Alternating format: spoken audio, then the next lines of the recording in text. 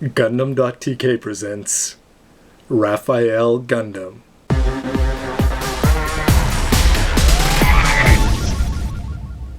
Hey again, Robert 184, 2Rs, 2Bs, Gundam.tk. Don't forget to check out the previous parts to see all the individual parts, but now it's time to put together this high-grade Raphael Gundam from the Gundam 00 movie. Assembly in this case just means putting the legs onto the sockets here that we've got for the hip joints. Plug the arm into the shoulders and you'll have no problems despite this gray part sticking out and protruding up at the top. And when that's all put together... So here it is, the high-grade Tieria's movie suit. And my first impressions are of course pretty positive. It doesn't come across as looking like a typical Gundam, but I think in this case, Tieria being an innovator, etc., it sort of seems right that he should have the most unique of the four suits. And anyway, the first thing that stands out is the size. This is a very tall, sleek-looking Gundam, and the color, of course. The purple and the yellow and the way that it stands out in the chest, everything looks pretty cool, along with the unique head sculpt. Solid posability here with the Raphael Gundam, starting with the ankles. You've already seen that these can bend 90 degrees, and of course you can reposition the heel. But it's the legs, they're able to come forward. The waist skirt is of course attached, but you can bring the legs all the way up and out to the side about yay much, which is probably more than you're ever going to use on the Raphael. The waist pivots around here. It's just on a block, so it shouldn't be moving all that much. The shoulders have great mobility as they pivot all the way around. The elbows, as mentioned, rotate here, and the only disappointing thing is that the arm is only going to come across 90 degrees. So if you were trying to put some sort of a virtued bazooka on, it would be pretty hard for him to grab it. Now the head is sort of interesting because it does move a fair bit.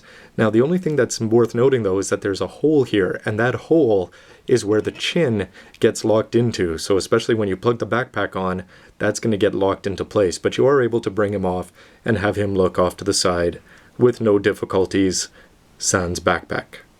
But just like Strike Freedom without its famous blue wings, what's the point of this until you plug in the Cerevi Gundam 2? And all you're going to do is you can see this peg here on the top of the back, or on the bottom of the backpack, and we're going to plug that in here. And once you get that all fit together, the result is going to be one of the most ridiculous, if not the most ridiculous looking Gundam design of all times. Now, usually when you've got a transformable Gundam, something like Airmaster or things like that, you know, you're always going to have kibble sticking out, but this thing is just made to have kibble on it, and it's so top-heavy, it's ridiculous. As far as balance, it works better than I expected if you just angle the legs backwards, and as well, you can position these blasters in the back so that they prop it up even more, but a lot less weight issues than I expected, other than the fact that, yeah, he looks ridiculous. Or awesome, depending how you want to look at it.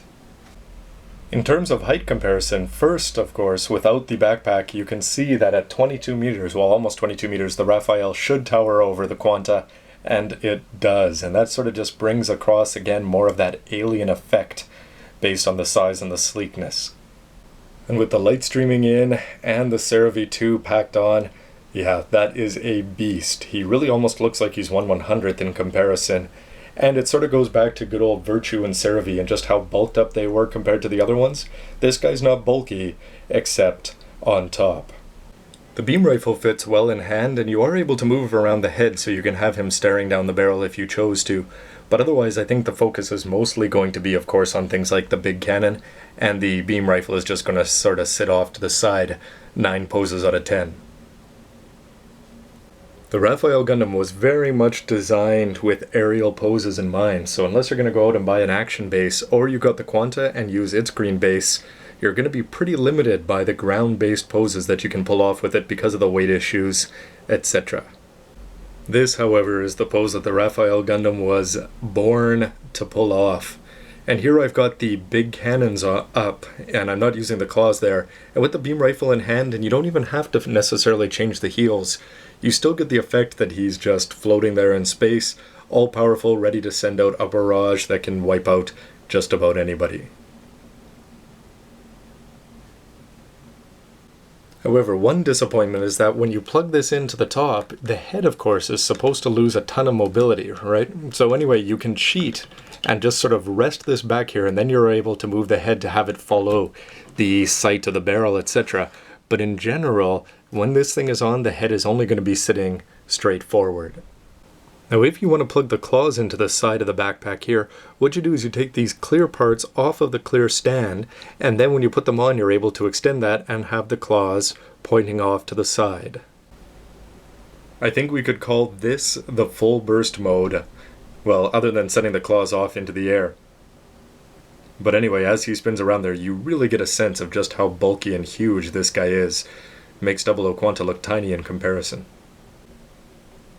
Here's a shot of just the claws, and you'll notice that they're sort of swept back here on a V pattern, which allows them to go off this way, which sort of looks good. And of course you can choose to play with the angles. You could put the thumbs on the top or the bottom. And when you split them apart, I think they do look fairly cool whooshing through space like that. With the claws deployed, Tyria slims down. He's not as wide, but you still get the pretty cool effect with the Raphael. The beam rifle really does add something in his hand. My only complaint probably here is that the clear stand that it comes on is just a little bit too low, and so because of that, you're going to have to prop it up on something if you want to try to get the effect that it's whooshing off of the backpack itself. Anyway everyone, that wraps up this part of the Raphael Gundam. Don't forget to stay tuned for my final thoughts for all the good and the bad things listed off there. And don't forget, Robert184, gundan.tk. Hit like if you do, don't if you don't. And as always, let me know with a comment what you think about the suit or the video. Comments and suggestions, always appreciated. Alright, sit tight, we'll see you with the next part. Thanks for watching. Actually, instead of Raphael, I think I really should have a Gundam Maxter to really make this scene perfectly appropriate.